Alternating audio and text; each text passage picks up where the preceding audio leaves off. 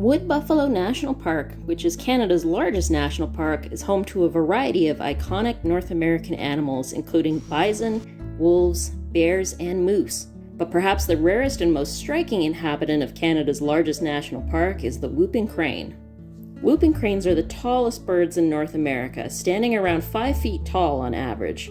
They are also critically endangered as a result of habitat loss from agricultural development and overhunting. By the 1940s, there were fewer than 20 whooping cranes left in the entire world. These days, there's around 800 whooping cranes left, which is a major win for crane conservation, but they still need a lot of help to get their numbers back up. Part of the challenge of conserving whooping cranes is how slow they are to breed. It takes whooping cranes around 3 years to reach maturity and find a mate, and often another 2 years to raise their first chick successfully.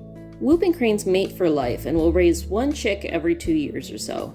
They typically lay 2 eggs, but usually only one chick will survive to adulthood. The chick will spend a year with their parents, learning to hunt for food and to migrate from the Northwest Territories all the way to coastal Texas to spend the winters. Because whooping cranes take so long to breed in the wild, captive breeding has been crucial for crane conservation. Conservationists would go to crane nesting sites, pull one egg out of each nest, and raise the eggs and chicks in captivity to be released back into the wild later on. Since wild cranes often only have one of their 2 chicks survive to adulthood anyway, this helped parent cranes in the wild focus all their resources on one chick from the start, while the other chick was raised in a controlled and protected environment. When whooping crane chicks hatch, they imprint on the first moving creature they see and think it's their parent. So to keep whooping crane chicks from imprinting on humans and growing up thinking that they're humans instead of cranes, conservationists will wear a costume and use a crane puppet to show the chicks how to find food and water and later to teach them how to migrate. This particular crane in our collection is named Canus. He was a very important bird in the conservation efforts and was named for the cooperative efforts between Canada and the United States. He was found with a wing injury as a chick in Wood Buffalo National Park, and was brought in for rehabilitation and released back into the wild once he got better.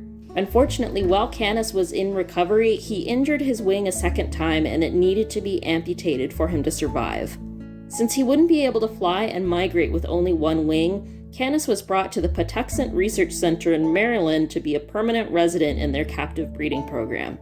A very successful program which ended in 2018, having run for over 50 years. Canus lived at the Patuxent Research Center for almost 39 of those 40 years and had many offspring that were released into the wild all over the US and Canada. After Canus passed away from old age, his body was preserved and put on display here at the Northern Life Museum. This way, even after his death, Canus can keep acting as an ambassador for his species and contributing to crane conservation efforts through public education. If you would like to help with the ongoing conservation efforts for whooping cranes, you can donate or volunteer for the International Crane Foundation, which works to preserve crane species all around the world. You can find a link to the International Crane Foundation in the description below. We hope you enjoyed this video and that you appreciate the whooping cranes as much as we do here at the Northern Life Museum and Cultural Center. If you have anything you'd like to say or questions you'd like to ask, you can leave a comment down below. Make sure to subscribe and ring the bell so you'll be notified when a museum video goes up every other Friday. Thanks again so much for watching, and we'll see you next time at the Northern Life Museum and Cultural Center.